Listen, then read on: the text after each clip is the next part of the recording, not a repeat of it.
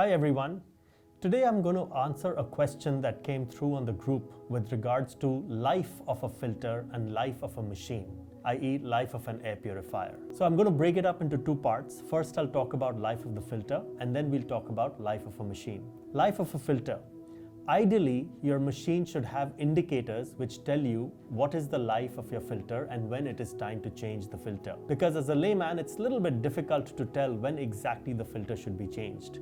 And ideally, that filter life indicator should not be based on just the amount of time the air purifier is left on. It should be based on multiple factors.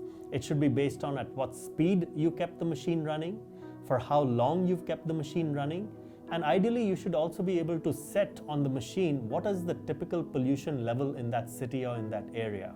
Low, medium, high, very high.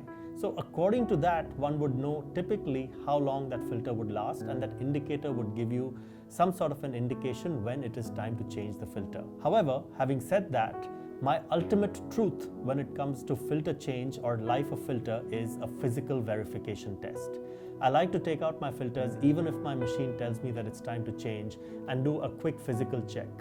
If at the bottom end of the filter where the air is coming, the dirty air is coming through, is black, I know it's time to change the filter. If it is shades of gray, the lighter grays, I will let it pass and I will allow it to run a few more weeks or months and I will check it regularly.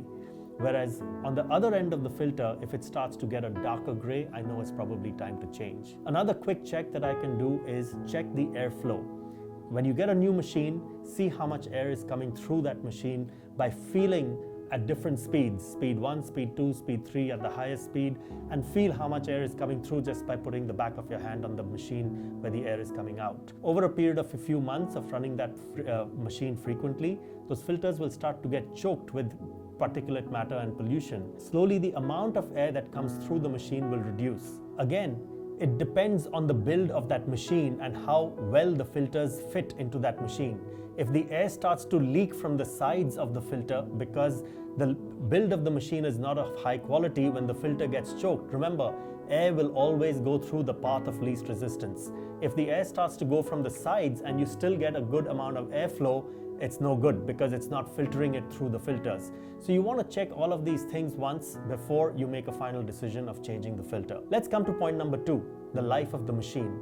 It would have been a little hard for me a couple of years ago to tell you exactly what the life of these machines are, but in the last year or so, we've been noticing that some of the early machines that we put into place in 2013 and 2014 are starting to really suffer. Their boards are failing, the fans are failing, the motors are failing, and the cost to change these is nearly as much as buying a brand new machine. Unfortunately, that's the business of air purifiers with some of these low-grade or consumer-grade products that are available on the market. Their products are lasting anywhere from 3 to 5 years, and that's the end of life for these products, and it's time to get yourself a new machine. However, we've seen that in some products like the iqair from Switzerland, we've been selling for the last couple of years, we have even changed filters in the field for a machine that is 18 years old. Somebody imported the machine and they've had it running for the last 18 years, and we are currently changing filters on those machines and they're still running well. So before you buy a machine, think about the life of the filters, think about the life of the machine, because every bit that you do has an environmental impact, and every bit of environmental impact will eventually come back to increase the air pollution, and what we do, the footprint that we leave, has an impact on our climate, on our planet. So hope you enjoyed watching the video, and stay tuned for more videos like this on our social media platforms. Please do invite your friends to join, and please, we'd love to hear from you, your comments, your feedback, especially your questions, because that's what keeps us going on a week-to-week basis, and we love to give feedback and to help educate everyone about the issues of air pollution. Thank you for watching, and breathe easy.